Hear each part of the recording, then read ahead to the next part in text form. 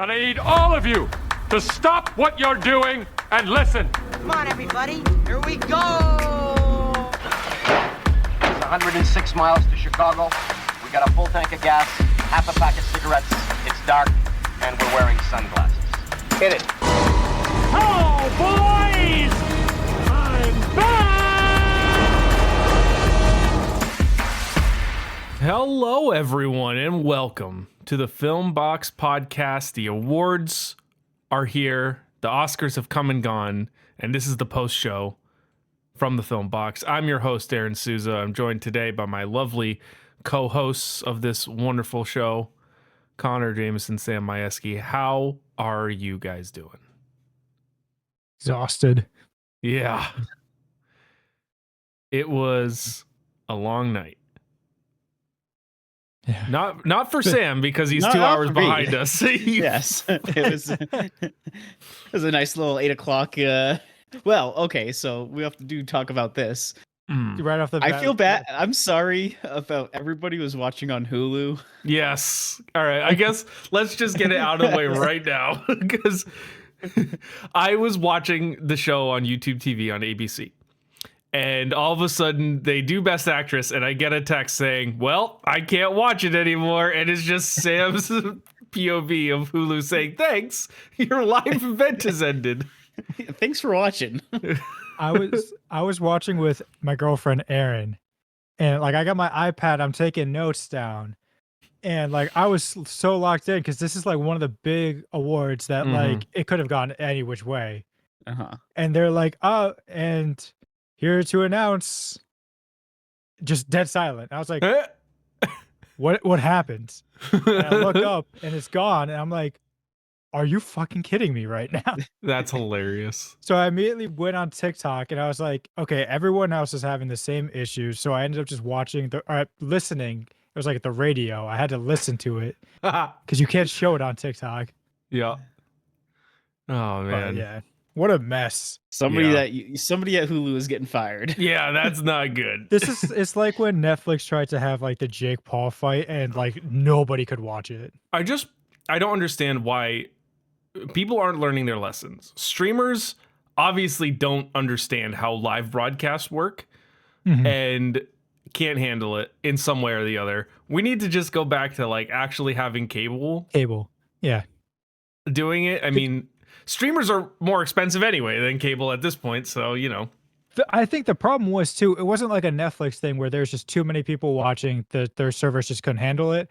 I think Hulu just fucked up and just ended it at the wrong time. Yeah, they Like, set the stream to be a time limit on the Oscars. Are you serious? Yeah. An event that is notoriously it runs long. Yeah, I was gonna say, any kind of live event, you need to give that little buffer, extensive buffer.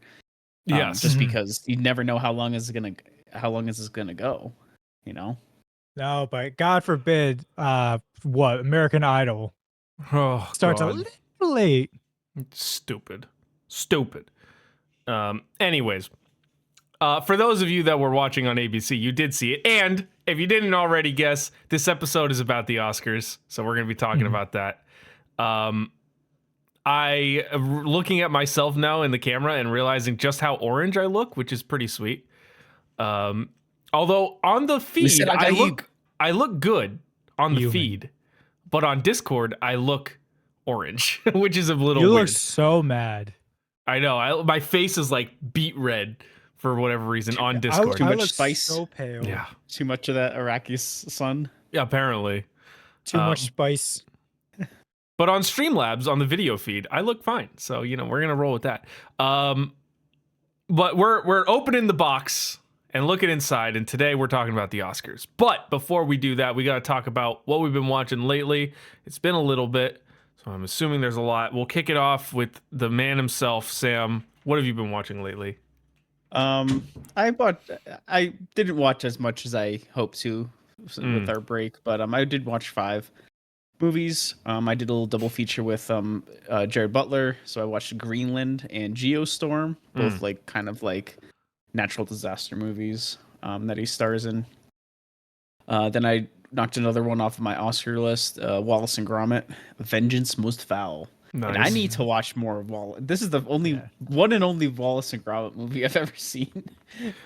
I remember seeing one in school. Like for some reason, we were shown Wallace and Gromit in school, and that's my only memory of Wallace and Gromit. I'm gonna bet it was the Curse of the Were-Rabbit because they showed that to me in elementary school at like a sleepover. Probably. Like when they all just locked us in the gym for a You night. went to a lock-in. Freaking the penguin is hilarious. Oh my god. Wasn't it Feathers McGuff? Yeah. And then I wanted to cleanse my palate a little bit, so I am starting to rewatch the entire Harry Potter series. So I watched Harry Potter 1 and 2 Nice. this weekend. I think now you need to also watch Anora. Finally. Yeah. Well, yeah, once it's on, well, not once it's free on streaming. Yeah, that won't happen. Nothing's free in society anymore. We'll see. I gotta say though, I do love the way that you pick movies because like you don't often go for new stuff or like stuff that you haven't seen before in the grand scheme. Like when you're just looking for like a throwback or like whatever, your pool is oftentimes like this obscure action movie from the mid 2000s that no one has seen but me. I have watched this, or like I'm just gonna rewatch all of Harry Potter for no reason. Like I love that that's your selection pool and not like let's try something different that I haven't seen. It's like let's just rewatch this whole series because why not? Yeah, why not, right? I love it. It's great. Are you drinking anything, by the way? I gotta ask. I have a nice little Olipop. Ooh, don't Cream soda. sponsor us. Ooh. Don't. Yeah, they denied our sponsorship request, so apparently. Oh, screw you guys then. Ah. What do you mean barely? It's pretty binary. It's yes or no. It's not I like said maybe. I did say apparently, not Oh, I thought barely, you said but barely. I'm sorry. That's my bad. oh man. All right. Well, let me talk through what I've been seeing. I have seen 10 movies since we last recorded. Same. Yes. Ooh. Wow. Tied. Incredible. I watched Flow for the first time, which was great. Flow was a good movie. And technically, I do want to say I have watched more. I did watch Rush Hour, like most of Rush Hour 1 and 2 while I was trying to go to bed for a couple nights. But I'm not counting those because I didn't see them all the way through. Anyways, watch Flow. Really good. Happy it won. You know, we'll talk about that later. Expanded my palette a little bit into some foreign film, and a filmmaker that I've been interested in checking out is Wong Kar-wai and his film In the Mood for Love, which was incredible, absolutely blew me away. And he is quickly becoming, I think, one of my favorite filmmakers I've ever seen, which is really great. I gave that a 5-star. Follow that up with the film Say Anything, the John Cusack movie from 1989. Good movie. Didn't like some of it. Liked others. It was, interesting. Then watched Love Me, which is the new Kristen Stewart, Stephen Ewan film from where they play a buoy and a satellite and they fall in love, and it's weird. It's weird. And like 40% of it takes place in the metaverse, which is really weird and I don't like. Was it sponsored by Meta? I don't know. It was just it was weird. Cleanse the palate by watching The Irishman on Netflix, which was a 2-day affair. And it has a great movie though. And it's spurred on by me listening to The Big Picture. They did a while back, they did a Robert De Niro movie draft, which was awesome to listen to, but also really got me in the mood to watch Robert De Niro. So I've been like seeking out little bits and pieces of Robert De Niro films. Followed up with my watch of the week from this past episode, which was Richie Rich. And it was a movie. And I'll leave it at that. It was, I mean, it was pretty sauceless for a movie about wealth. I was not impressed. It's a movie you have to see when you're young to think it's cool. I think so. I mean, the production design was incredible, but like the plot itself was just nonsense. And then my amazing double feature on the 27th was Richie Rich and then The Godfather Part 2. Which was a first time watch and fucking incredible. Jesus Christ, that movie's amazing. And then follow that up with Unforgiven, which is one of my favorite Clint Eastwood westerns. One of the first R-rated movies I remember seeing with my dad. He showed me it when I was like early middle school and or sixth grade. Rest in peace, Gene Hackman. It was a movie I had actually been subconsciously wanting to see again for like a week now. And then when, obviously we heard that Gene Hackman passed away, I was like, well, I guess it's fate. And I put it on and it's still incredible. Then needed something to just chill in the evening and watch The Nice Guys. Yeah, finally. That was good. And then finish that off. My first watch of March. On March 1st, I saw Chungking Express, which is another Wong Kar-wai film, potentially his most famous film. And that one was also really, really good. Just amazing. And I think I'll be visiting one of his other films very soon. So that's what I've seen lately. It's a bit much, but we got through it. Oh, and I have Sprite Zero Sugar Chill Cherry Lime. It's a lot of words. Nice. Gotta have the snap. Gotta have the Always, snap. always. I was eating my dinner just before we recorded this, or we started recording, and I was sitting here like, man, I could really use something to drink, but I gotta save it for the snap on the pod. What's a pod without the snap? I know, right? What's a snap without the pod? Exactly. We're like two peas in a pod. Snap. What? Snap peas in a pod. Two. Oh. Wow. I see what you did there. So Snap two peas in a pod together and shut up. Call it Shirley. Don't call me Shirley. What? We had the perfect end of the bit, and you ruined it. No, we did not. Yes, It we is did. never a bit until you overdo the bit. Just by a little bit. Oh. Oh. Did that shit? Oh. Connor, you're never going to get to say your movies. I'm on a roll now. A dinner I'll roll. hang up. I'll hang up. You guys can keep going. I'll do my own pod, just talking about everything. I have the sheet. You guys can't use. Yeah, that is I never true. shared it with you. Yeah, can you please share it with us? Nope. Oh, no. I gotta hold some power here. All right. So, like I said, I saw 10 movies as well. Starting with A Complete Unknown, because I was on an Oscar binge. Started with A Complete Unknown. Timmy and Monica were great, and the rest of the movie pretty boring. Interesting. Then I saw, there's so many more creative ways you could have taken that story, and it's safe. it's so safe. It was like, I put it in my Letterboxd review. It's like they just took a chapter out of like a history book and just like read it out loud. They could have done something about like a more creative twist on how he felt trapped in a genre that he just didn't identify with, how he felt trapped by expectations. But instead it was just like, oh, he's just whining that he doesn't like folk music anymore. And everyone wants him to be the folk hero, but he doesn't want to. But at the end, he's still the folk guy. So Yeah. there he is. But he was great in it. Can't complain. So was Monica. Followed that up with The Brutalist 2 days later. That's a great movie. Yeah, I noticed first- you didn't give it a score on Letterboxd. That was a hard movie to score because it's like the first half was so awesome. Like, just, I don't want to say perfect, but it was just Generationally good. First half. tremendous. Yeah. And then the second half, I just could not really get as invested. And I didn't know how to like score that.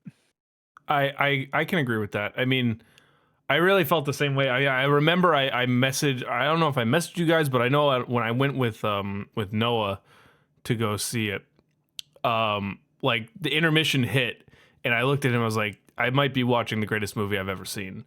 But then the second half hit, and I was like, definitely not. Mm-hmm.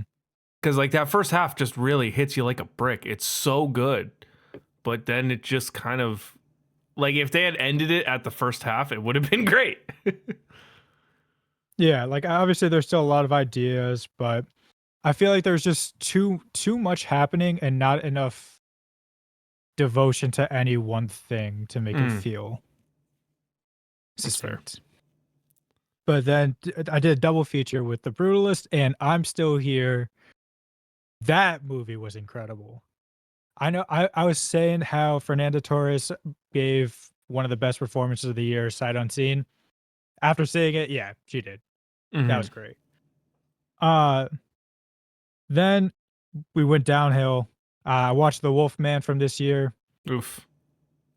Yeah, it's not great. I see what they were going for, and I put in my review too.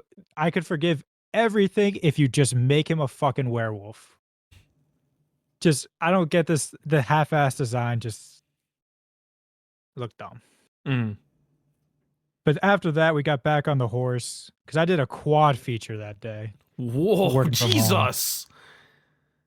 Then I followed it up with The Girl with the Needle. That's maybe one of the most depressingly dark movies of the year. It was an international film. I forget if that was Germany or Denmark's. But it's really dark. Then I think followed that up Germany. with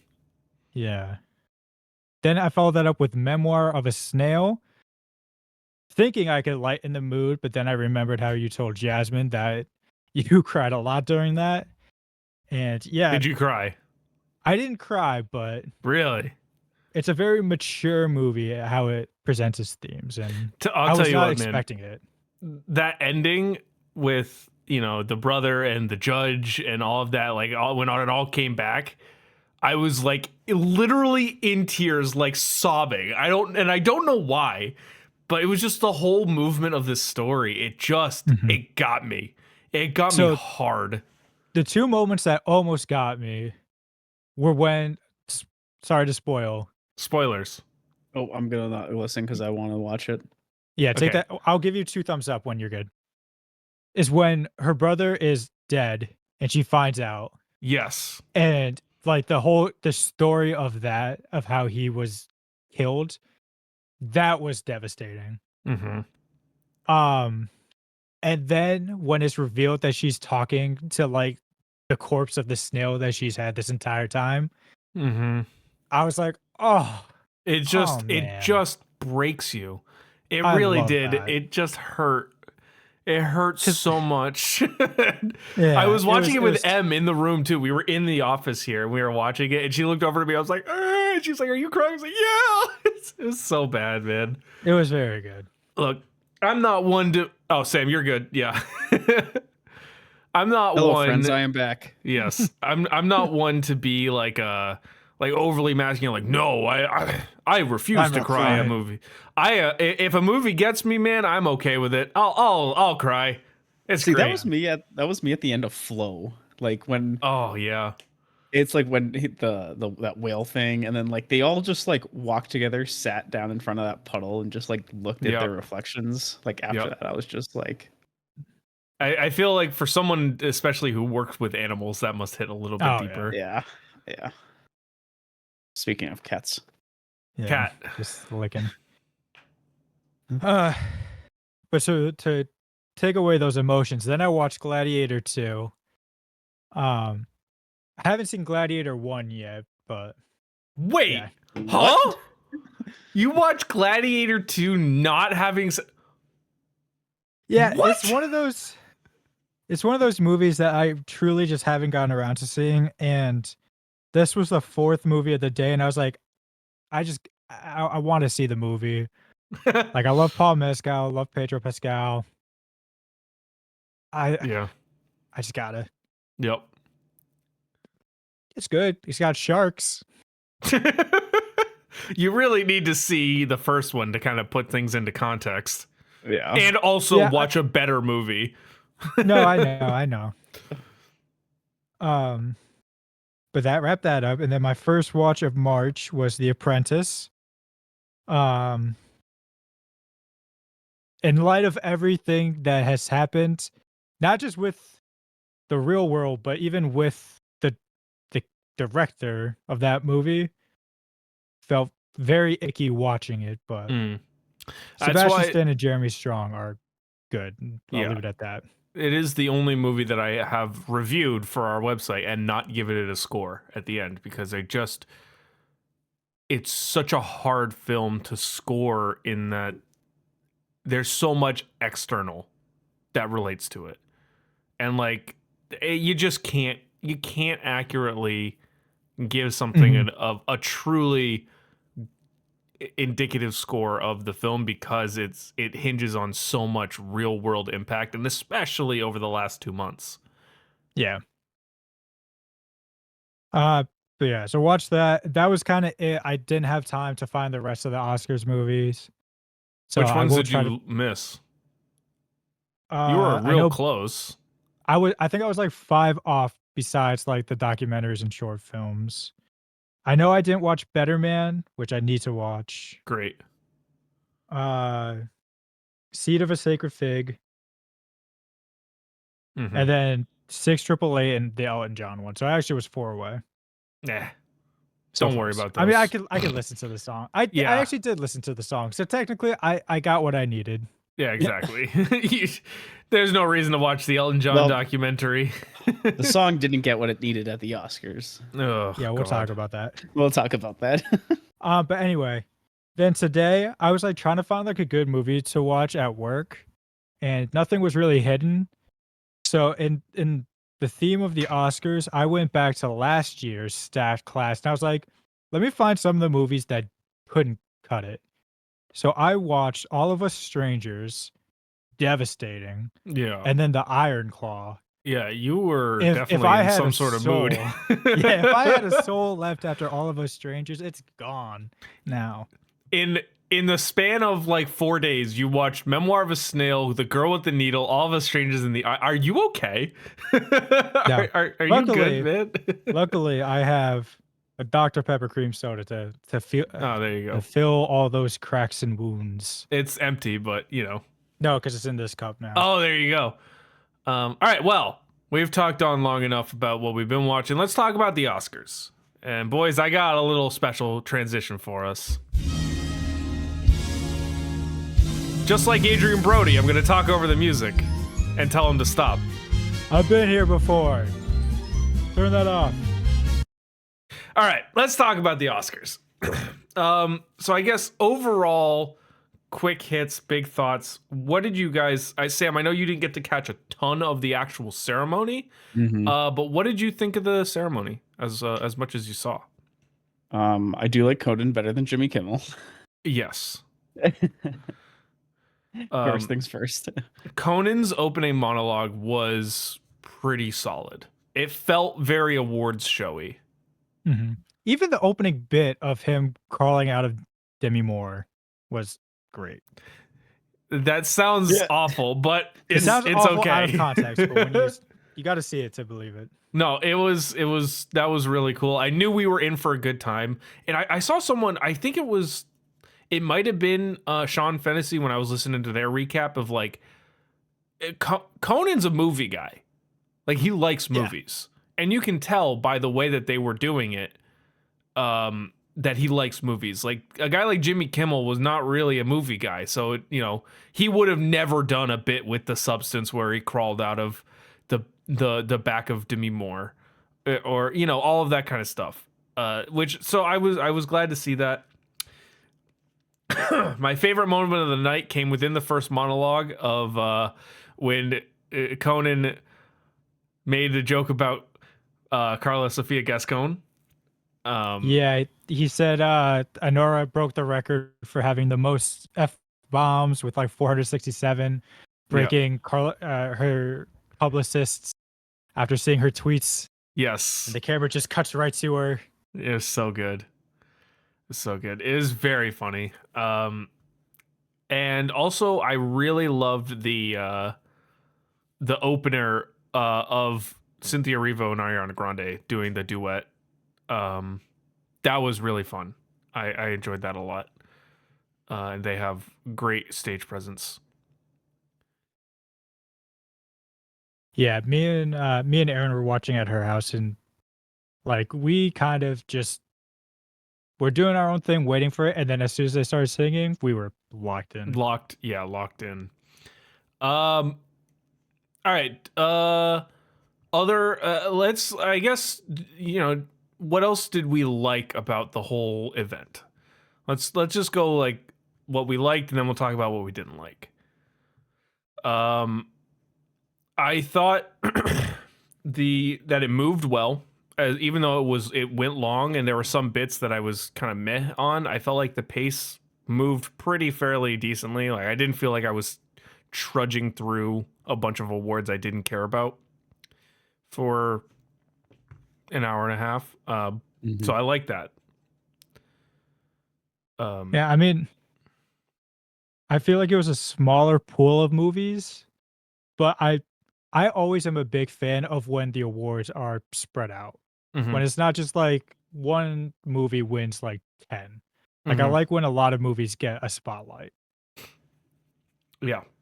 Yep. So like Anora came home with the most, but they came home with 5. I mean, I like 5 how is they still a lot. It's a lot, but there's still like a handful of other movies. Mhm. Yeah, I also like how they split up the awards. Like, they don't put all like the smaller awards, like Yes. visual effects and Mhm. sound and stuff like that first, or Yep. they you know they have the supporting actors first, then they split up, and then they had like XYZ. So obviously They you have to had keep the big ones for obviously you have to keep the big ones for last, but right. But you do the screenwriting awards fairly early too, which was really nice, and then follow that up immediately with like your documentaries and your shorts, which kind of keeps people attention. And I thought, I agree. I thought that the format really worked. I know they've been kind of playing around with that, so I think this one definitely worked. Um, Enjoyed seeing Anora win a lot. That was nice. I'm not gonna lie. Yeah. Great movie. Well deserved. 5 awards. Sean Baker setting a record, my guy. For most wins for one film at a single award show. Going from 0 nominations and 0 wins to every win. is pretty awesome. Well, it's him and Walt Disney, right? Yeah, The so first to win like 4 awards. yeah, so the records are they share the most awards taken by one person in one night, but the difference is Sean Baker is the only person to Was take one down movie. 4 for one movie. Walt Disney's was Walt Disney 4 had for 5. 4 different movies. Yeah, Um, good old 4 for 4. and really, honestly, they shouldn't count because it was like 3 short films, like one documentary. It was like nothing. But It's the old playing against plumbers. yeah, exactly. But no, I mean, it was really happy to see that. And I think more than anyone else here, and if you think I'm incorrect, say it. I think I am the person who really admires indie the most on this pod. So seeing someone who is so staunchly for indie film and used his time to speak to indie indie performances and the movie theaters and the state of the industry was awesome. And seeing that recognition. We didn't get a movie that was made for $150 million and made $1 billion at the box office like Oppenheimer did, which not to say that was a bad win, because it wasn't. It was a great win, but it was nice to see a small indie film made for $6 million and no budget, basically no budget, win so heftily. It's just awesome to see. Yeah. No, and I would say too, it's great to see.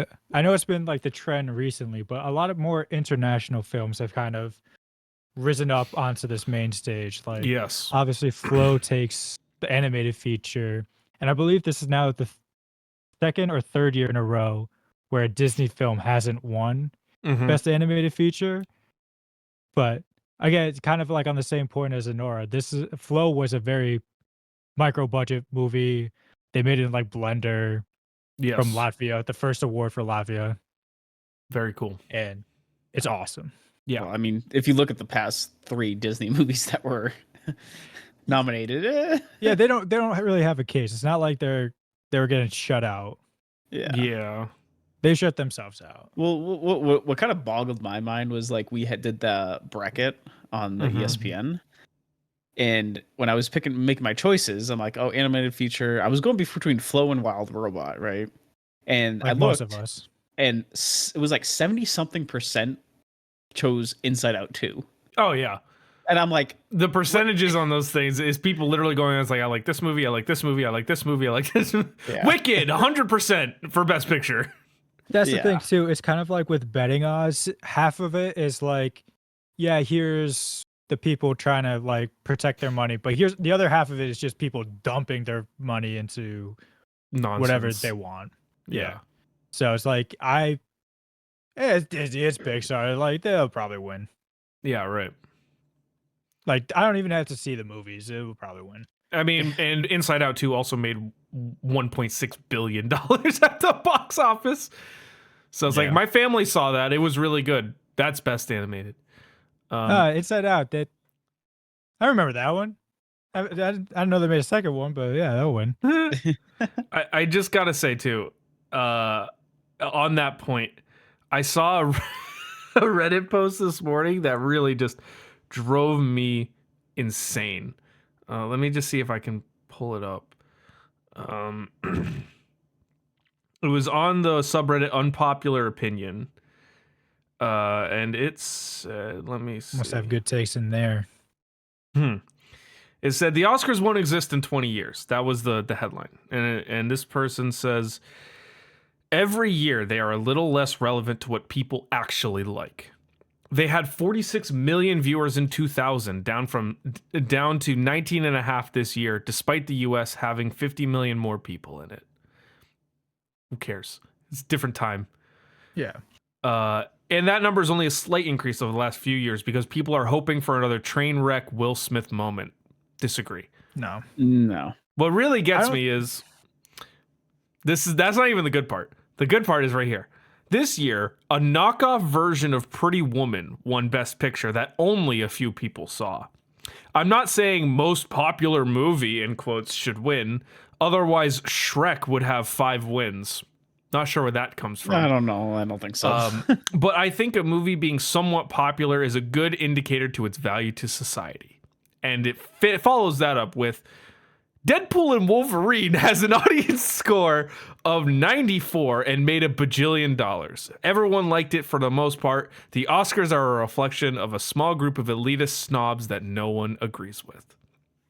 You had me almost on your side up until that last point. Sir. But I think you can make a legit point that, and I think that's what Sean Baker was saying in his part of his speech about the theaters. And it's, yes, a lot of these movies were made for no money. And like, you take a movie like Sing Sing that didn't even make the Best Picture lineup, but Coleman Domingo made Best Actor. Could not see it anywhere. So Yes. obviously people aren't going to be that excited to see like that pop up for an award. Right. Like, respectfully, I couldn't see Anora when it came out. I had to rent it. Like, it wasn't in a theater near me. Yep. It's kind of like on these distributors to be able to get these movies in more people's regions. Because it's like when Oppenheimer wins like however many awards it won last year, everyone knew about it because it was insanely popular and it was very accessible. And it was a movie that it played, like you said, accessible, and also it played for a long time. Exactly. And that's the thing too. That's why so many people, when they were talking, like when they would make their TikToks and their posts, like, here's the movie that I think will win, here's the movie I want to win. Almost like, I would say 9 times out of 10, that I want to win is Dune 2 for that exact reason, because it was in a lot of theaters for the longest time and a lot of people were just able to see it. Whereas like The Brutalist, again, it came to my theater for like a weekend. Yeah. Couldn't see it. Anora never came to my theater. Nickel Boys never came to my theater. The Substance never came to my theater. Like these are all movies that I would have had to gone like 20, 30 miles away to see. And it's not like I have like it's a regional chain or like a national chain. It's a Cinemark.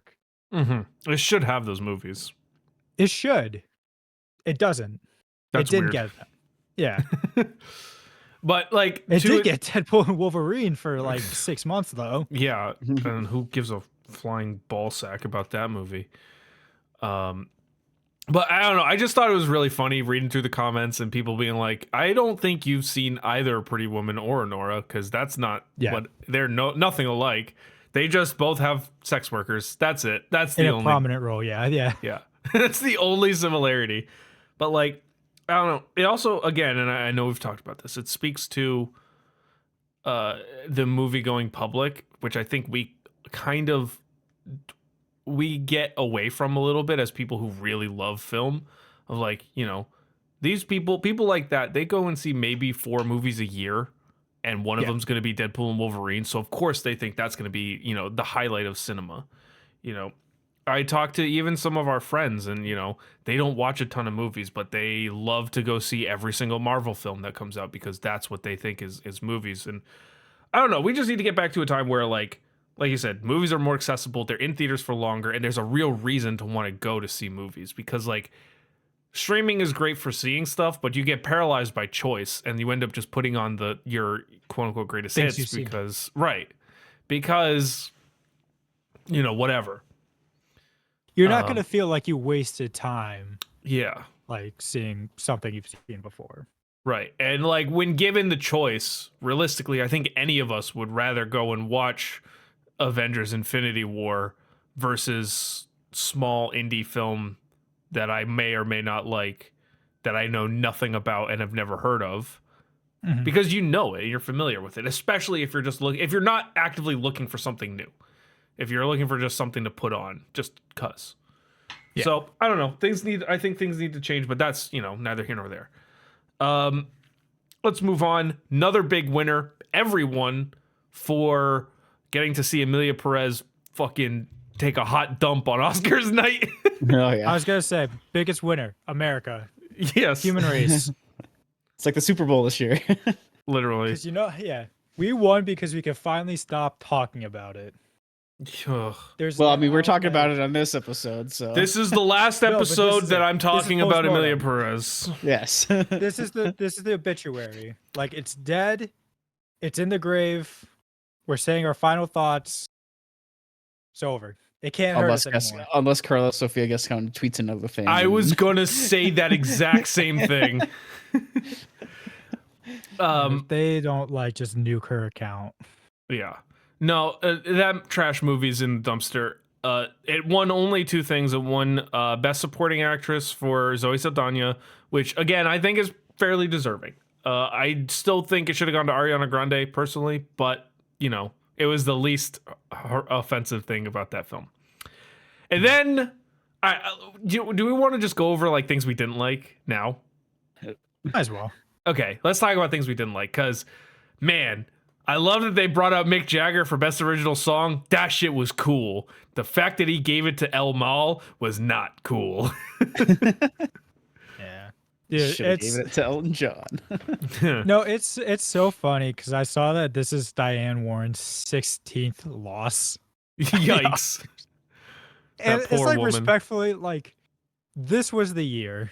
Yeah, if Like, you're not getting it on attempt 16, I don't think it's coming. when the options were so bad, they canned the live performances. They're like, we don't want to do this anymore. Can you imagine El Mal? Oh God, live. They can't do AI for Carla's voice in real time, so But look, it was. Yeah, it that was rough. It was a bad speech, dude. Them trying to sing. Oh, and, they were like, get trying to lead everyone a to sing along. Sam, did you and see this? No, unfortunately. I Oh did my not see God. this. When Camille and the other guy won for El Mal, they went up on stage, they started talking, whatever, and then they started to try and lead a sing along from a song from Emilia Perez and they In just Spanish. were. I don't even remember. I No, don't I even think know. they're just singing Emilia Perez. Like Yeah, oh, something like think. that. Yeah, okay. I couldn't even like make it out, but it just But sounded like Emilia. yeah, so they started singing, and then the Oscars band immediately started playing them out. Like within a second, they started playing them out, but they didn't stop. The music was going, but she was still singing into the microphone, and no one was singing along. No one was vibing with it. And everyone was just like, "What the fuck?" I was at home like, "What are you doing? Get off my screen! Get out of here!" Like secondhand embarrassment. Or Oh, something like it was bad. It was so bad. It was pretty pathetic. It was like a fitting end to that piece of trash film. Oh man, it was just embarrassing. Really, it was bad. The only bright spot is they didn't let Jacques Audiard speak Thank in that God. speech Thank God. because they tried to sing. Oh God. What else didn't we like about the ceremony? that. I didn't mind the in memoriam. However, they did leave out a few significant people. Yeah. Connor, do you want to talk about someone in particular that they left out from the in memoriam? I'm not allowed to say his name 3 times, otherwise he might show up behind me and kill me. Yeah. Yeah, where Yeah. was Tony Todd? What the I fuck? have no idea. And Michelle Bernard- Trachtenberg too. So- Bernard Hill. Yeah. Yeah, there is a lot. I know. I was reading up on it, and I hate to talk like this because rest in peace, Michelle Trachtenberg. But a lot of people were saying she didn't really have a big role in film. Like she didn't have enough movies to really like get in there. They think she'll get her in memoriam with like the Emmys specifically for like her work Yeah. with Buffy. I don't know. That feels kind of It does. Well, I hate that they have to pick and choose. yeah. Well, not only that is like they added all these other people that were like not to discredit anybody, but like they did add all these like visual effects workers and all these other script writers and stuff like that. They could have found then a ano- second. Yeah, and then also I think there was another thing saying like, oh, she passed away like just too recently. But then my argument to that is like Gene Hackman just passed away too, and they added a whole thing for him. Yeah, they had Morgan Freeman come out and be like, I was with Gene Hackman in 2 movies, and they were really good. And to be fair, great segment. I thought it was so absolutely. wonderful. I'm not not discrediting in anything of what they've done. It's just they could have They could have 100%. And Yeah, it and was weird. to drive me even more insane, fucking David Lynch died and they gave him 3 seconds on the thing. What the fuck? They gave Gene Hackman again, as is fair, a whole segment beforehand and then the last thing at the end to be like, and remember, Gene Hackman passed away and it's very sad. But David Lynch, they literally got him like a 3-second snapshot in the thing, and then it was like, this is a man who revolutionized cinema for filmmakers. Yeah. You can drive me nuts. I don't know. There was some big ones that definitely should have had a little bit more screen, like Maggie Smith, James Earl Jones. Like, yeah, they did that little quick, like 5-second clips of their past movies, but I don't know. Also, horrendous song choice. That song was not it for the In Memoriam. Yeah, isn't that like a TikTok song or something? Lacrimosa. It's a very famous song.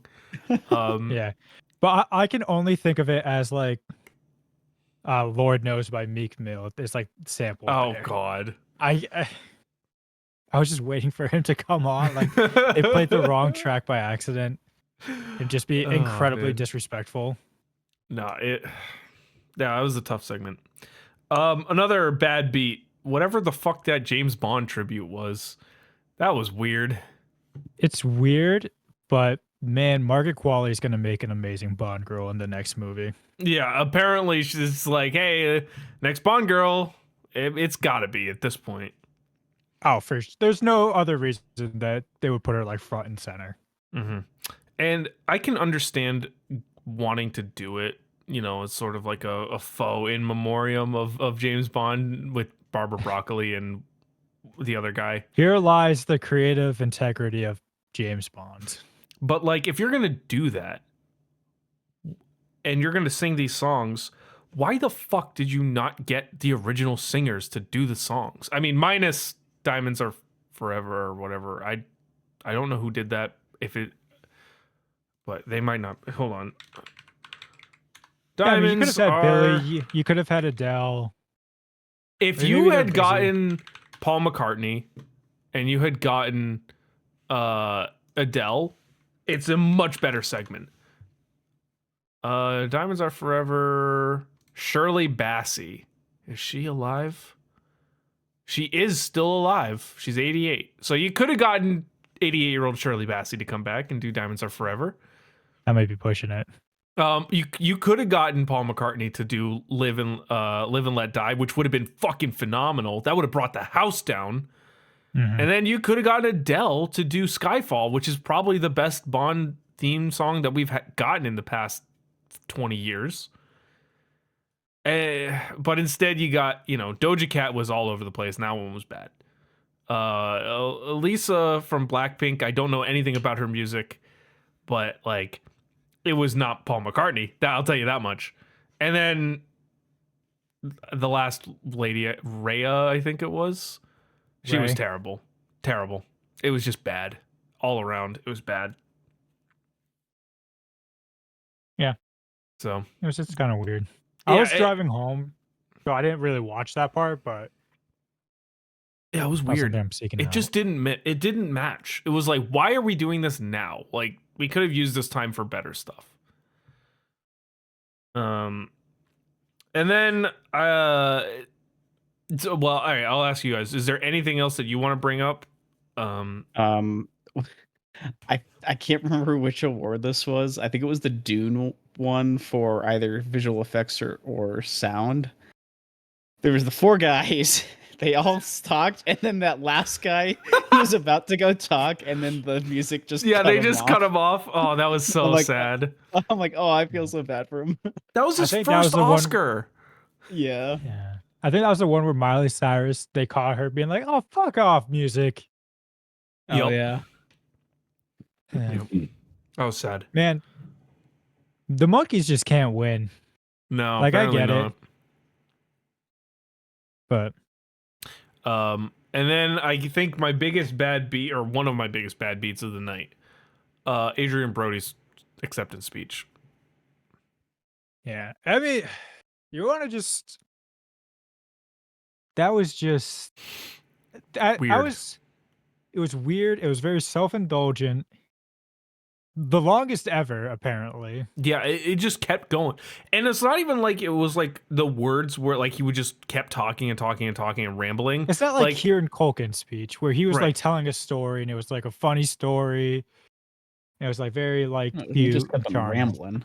He was just Yeah. like, and I need to thank myself for doing it. Was like so slow. It's like it was a pregnant pause after every word. It was just like The fact that dude. he brought up like, I've been here before. Don't play the music. And then He he acted like he hadn't been there before. Yeah. It was like going through this whole thing is like, we need to have peace and love and blah, blah, blah. And this is for everyone. And shut that goddamn music off right fucking now. And, I just am so thankful. It's like, dude, you need to get off the stage, man. Oh, God. It was just so self-indulgent. And it just made me want to see Timothy Chalamet win a lot more. Or, you know what would have been amazing? Coleman Domingo Anyways. winning for fucking Sing Sing. That would have been amazing because if A24 doesn't mess up the distribution of that movie, Coleman Domingo wins Best Actor. Guaranteed. That movie is incredible and he is incredible in it, but no one saw it. Mm-hmm. It's a shame. It's funny we can't even talk about like A24 messing up like their movies because they literally just won for best actor. But I think they chose the Yeah. wrong movie to focus on, though. Yeah.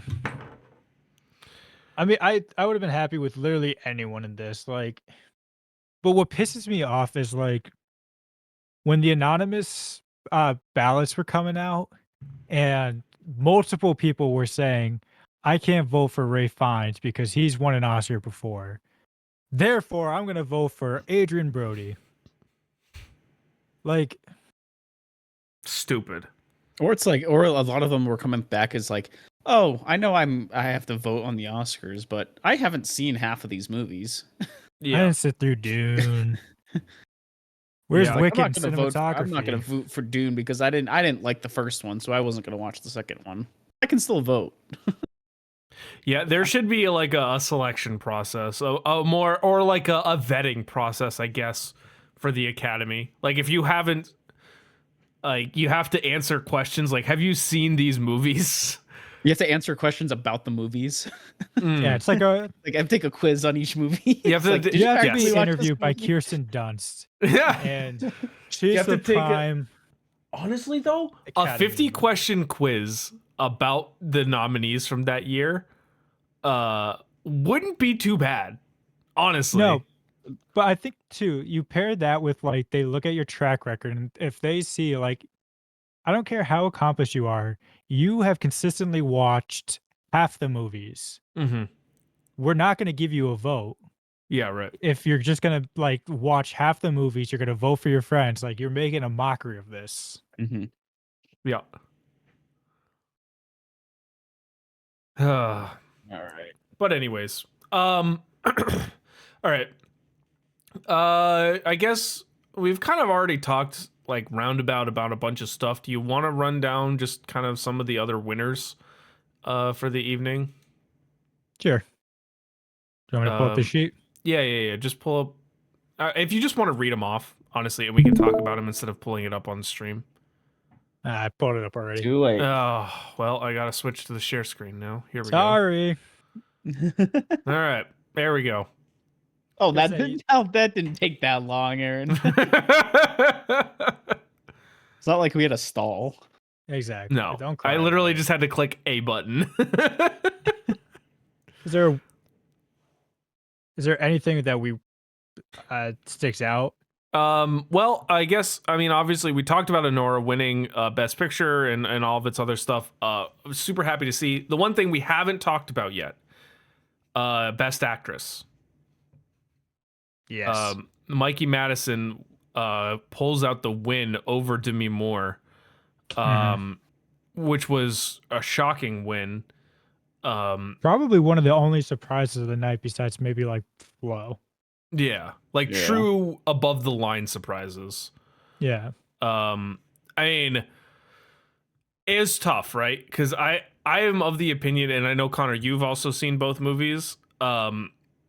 Both performances are absolutely incredible, but for wildly different performances. They're just totally different. But they're both incredible and both so deserving. And it's like Mikey Madison, on the one hand, so happy that she won and is incredibly well deserved, but also Demi Moore is probably not going to get another opportunity like this. That was my immediate gut reaction. I was so happy for Mikey because I remember the second I watched Anora, I came on the pod and I said, yeah, you could start just printing that Oscar for her already. Yeah. I mean, she's Um, incredible in it.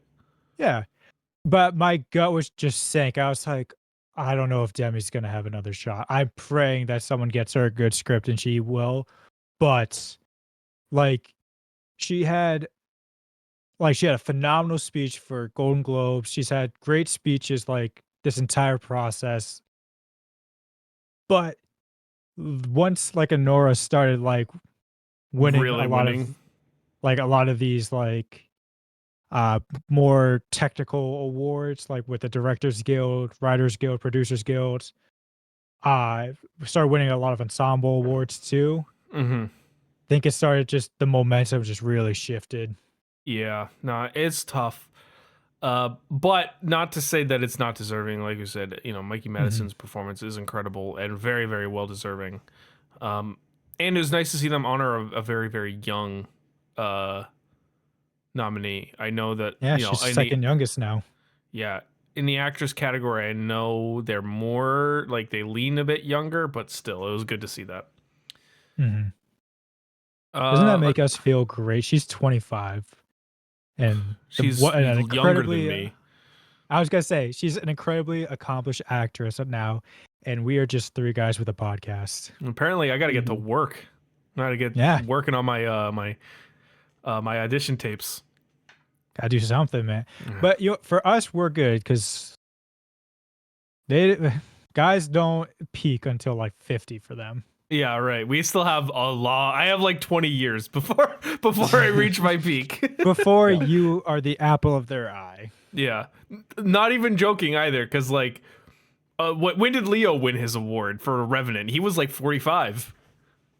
Yeah, I'm like almost there. You got time. You got like what, 3 years left? Thank you for that. So how old is Leo right now? Leo is 50. He won for the Revenant in 2015, so he was 40. I got 12 years. No, sorry, I got 14 years. I was gonna say, wait a second. I don't know why I thought I was 28 for a second. Wait a second. Hold on. I got 14 years, so I better start auditioning now. I gotta build up a bit of a resume. Yep. Yeah. I mean, I know we talked about actor, but your text as soon as they announced it was, damn it. No, Timmy. Man, for someone who caught as much unnecessary flack for his SAG speech, I dig it. it would have been so perfect for him to Yeah. take it home. Oh yeah, he would have been up there like this is everything I have dreamed about, and I'm not afraid to say that. And I worked fucking hard for this shit, which I think is what people should be saying when they get these awards. They shouldn't be going up there and being like, oh, you know, I can't believe this. I never thought it would happen. Everyone else in this category was amazing and so deserving and blah, blah, blah, blah, blah. And no disrespect for anyone who does that, but like, It's they nice worked to hear fucking some hard for this sincerity. shit. Like, they work hard for it. Listen, You know? so many people made fun of Austin Butler for like everything he did for Elvis. Like he physically could not sound like himself for years after that role. After like everything he did for like to train his voice to sound like Elvis. Yeah. Like everyone clowns on Bradley Cooper all the time for how open he is about wanting to win an Oscar. Like I feel like we need to be just there's this big culture of just hating on people who want to be better. And I just don't get it.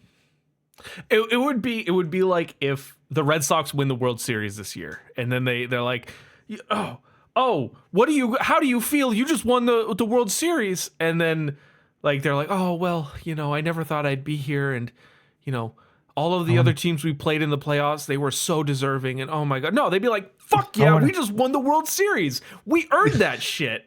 It's like they should be the same way. I mean, I'm sorry, but like, if I were to win an Oscar, I'd be up there and like, yeah, thank you to everyone who helped me, but I earned this. I worked hard for this. And this is like a payoff to what I've done. And like, This is validation right. that everything that all the hard work I put in meant matters, something, hard and work it meant matters. something to people. And that's amazing. You know, and not this meek, like, oh, you know, whatever, blah, blah, blah.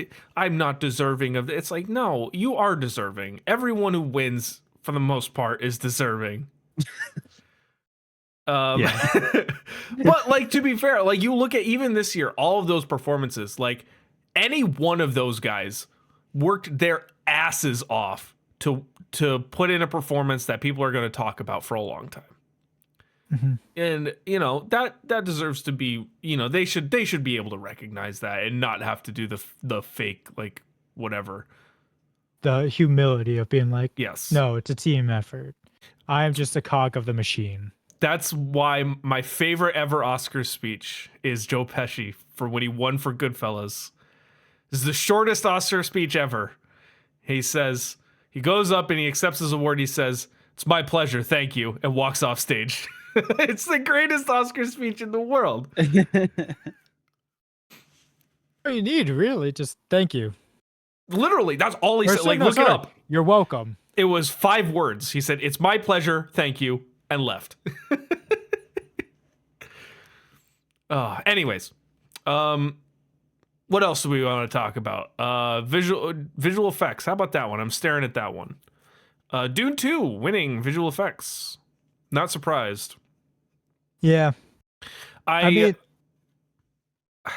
I thought it was going to be Kingdom because I was convinced by I watched a video of VFX artists talking about the best VFX nominees, and they were like consensus like Kingdom of the Planet of the Apes needs to win because it's amazing. So I went with that, but I should have known it was going to be Dune. They just do not reward that franchise. Yeah. Or like the entire movie is digital effects. Yeah. And they're incredible.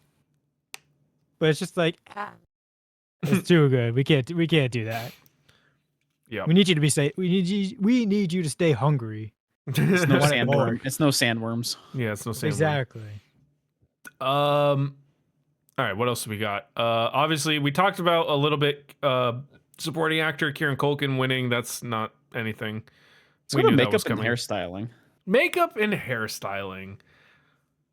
The Substance pulled it in. Happy to see horror get an award. Well deserved too. Well deserved. So well deserved. I honestly thought it was either gonna be Wicked or Substance. I don't understand how Emilia Perez is in their category. Emilia Perez literally, and they showed it on the screen. The only reason it was there is because they made Carlos Sofia Gascon look like a man. Yeah, but that was it. I mean, yeah, no, not really deserving in my opinion. No. Another thing is let's go to production design. Production design, yes. Wicked wins the production design Oscar.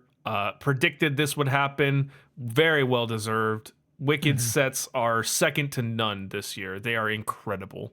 Yeah. So I haven't seen it, but I heard Nosferatu was a close runner up in this category, or no? It's tough. They did a lot of practical, right? In that.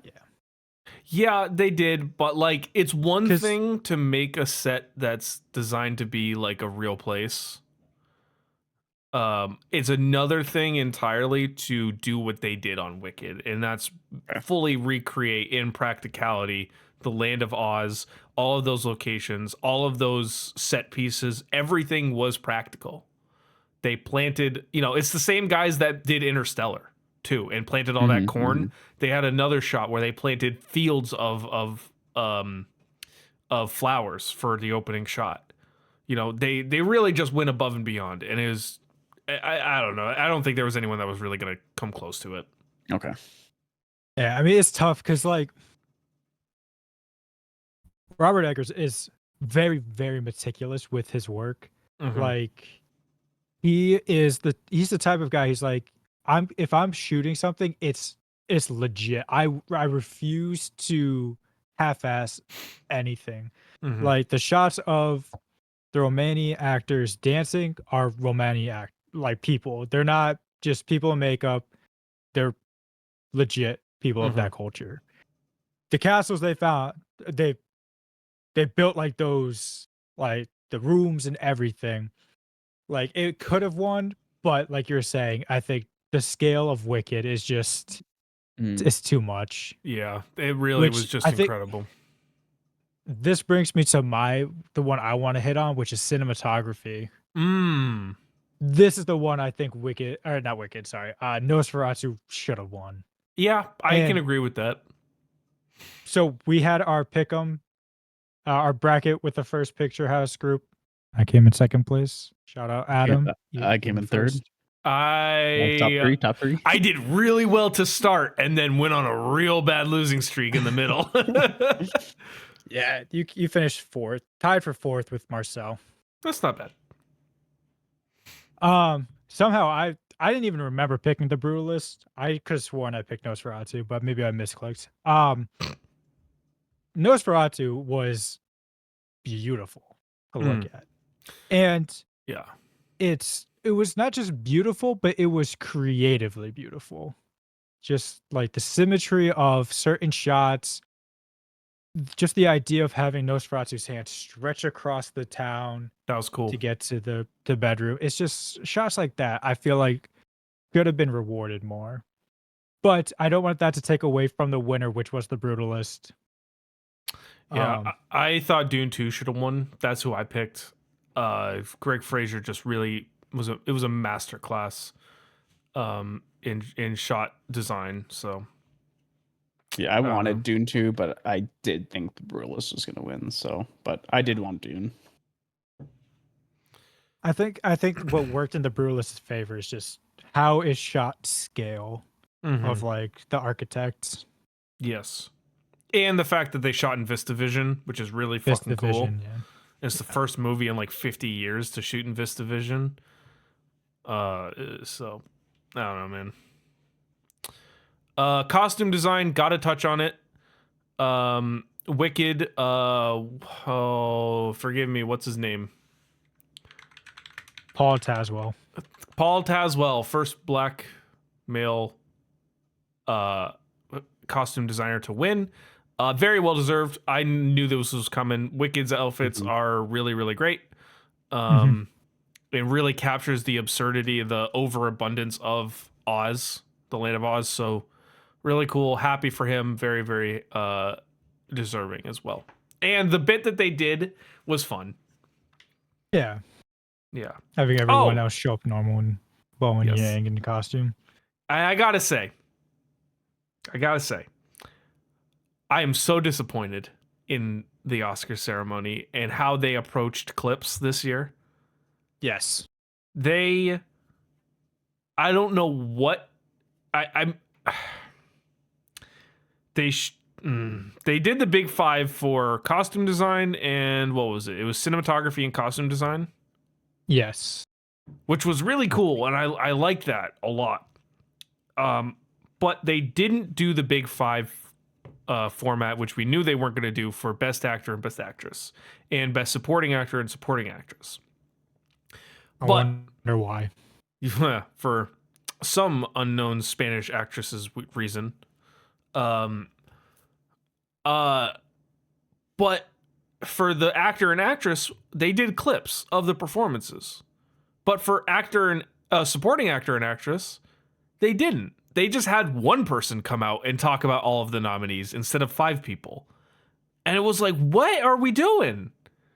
Like, just do clips of everyone, or don't, or commit to the weird hybrid thing was really stupid to me. And I think what really hurt it too is you have someone like Robert Downey Jr. who comes out and he's like gives like a quick testimonial to each supporting actor, and it's very personal, like because that's just his style. But then you have Cillian Murphy come out for the Best Actor, and you could tell like he's not a very social person. Right. He's just like, yeah, so lead actor. Here they are. Yeah, then they just did the things. And like to that same point too, like Robert Downey Jr. obviously, at least to some degree, knew all of the Best Supporting Actor nominees. And or at least knew of their work, and like no harm on Divine Joy Randolph because she's awesome, but it was clear that she had pre-written a lot and had to go off a teleprompter and for a lot of what they were, who they were, but like we just shouldn't have done that. We just shouldn't have put those people in that position. We should have done the clips or done the big five. The weird hybrid just was stupid. I think the clips just let the work speak for itself. Yes. I get like the test, like doing the Fab Five testimonials. It was like a nice touch, but it doesn't help people who aren't like familiar with like everyone's work. Right. Like learn a bit Like, show me The money. a clip from Wicked. You know, if I mean, if I'm one of people who haven't seen Wicked yet, show me something. Yeah. Show No, me a I scene from agree. Conclave. I agree. Yep, I agree. Well, that's not how we got it. No. All right. Any other final thoughts before we wrap this up? I will say for international film, when they announced "I'm Still Here," I looked like the Red Sox just won the World Series. I was I so was happy. fist pumping. Aaron was taking a shower, so I was by myself. I was like, not screaming, but I was like, no. I was very happy. I love how too when they pan to the crew, they had to pan right past Emilia Perez crew, and they were doing like the little. Some of them were just like, "Are you fucking kidding me? We didn't win." Yeah. Oh, So that awesome. movie sucks. Movie's It was terrible. so awesome. Man. All right. And Sam, any other final thoughts for you? No, I think a majority of this was a good. I overall I think the Oscar it was a solid Oscars. Yeah. I think so So- too. I do have a final thought because I did hear this. I think it was on the Big Picture, and I think it's a good final closing thought. With these Best Picture movies, do you think which ones do you think are going to stand the test of time in like 5 years, 10 years? I think, well, apart from the obvious Wicked and Dune Part 2. Yeah.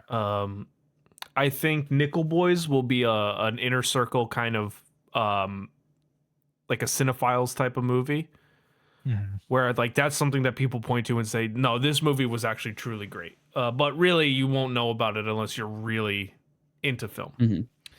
I think Anora does have some staying power, and I think the only other one that really stands out is Conclave. I think Conclave will stick around because it's a dad movie. It is 100% a dad movie. It's a dad movie. Yeah. In the most complimentary way possible. It is a dad movie.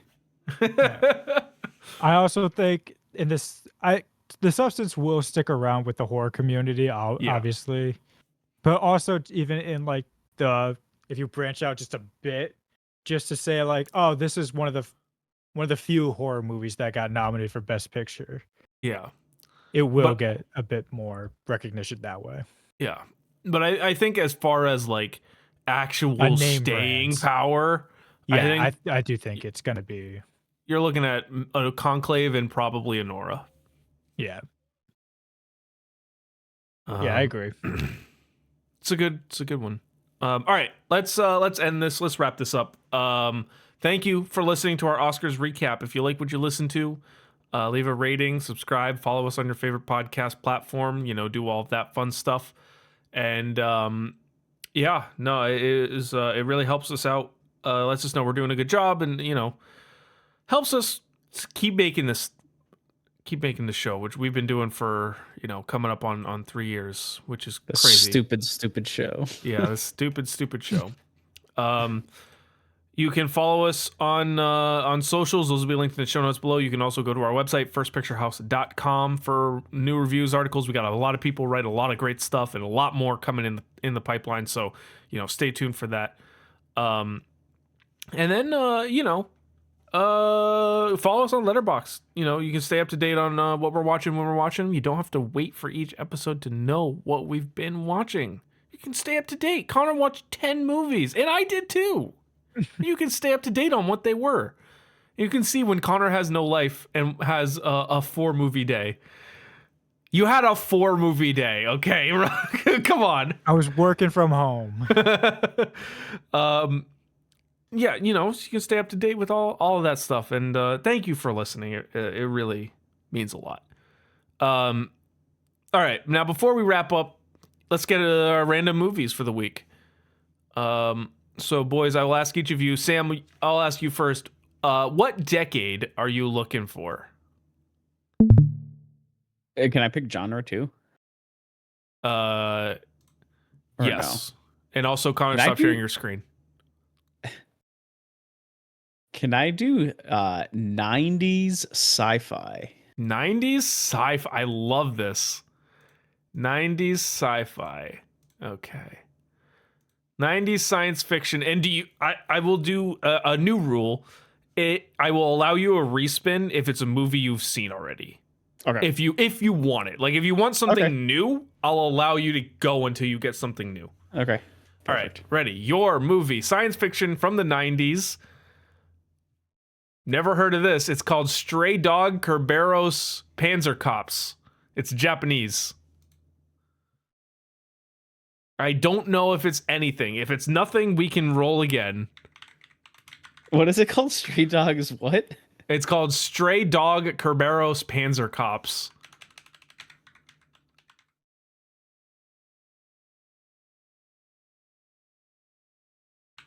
Bros. Yeah, let's...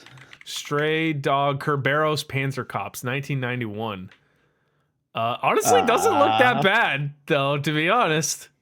It's a Japanese science fiction. I don't know where I would watch it, though. I have... Oh, it's on the Internet Archive. You can watch it on the Internet Archive. Okay.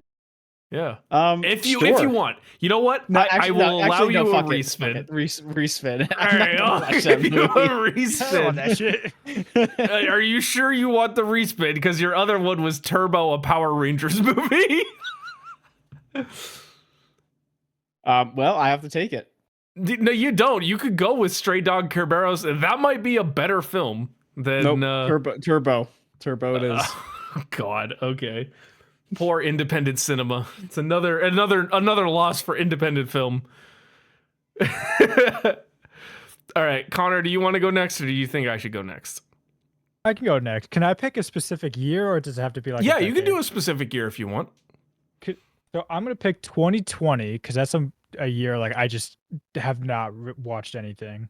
Okay, 2020, And- just anything from 2020. 2020 anything. Okay, 2020 anything. Oh gosh. Army of One from 2020. If you don't want it, you can get a respin. What was it? Army of One. It looks like a crappy direct to DVD movie. Oh my gosh. Yeah, I'll take a respin Yeah. just to see what we get. Well, it's not much better. It's Bloodshot, the Vin Diesel film. At least I've heard of it. Yeah. Okay. So there you go. And I'm gonna do just a 90s, any 90s, I guess.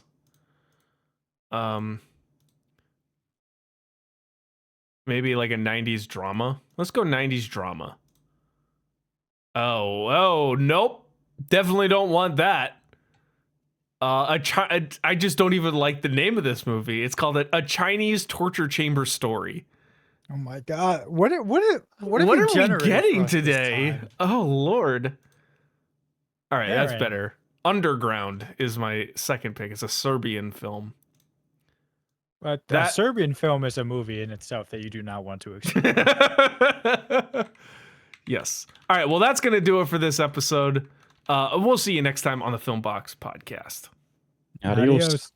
Oh.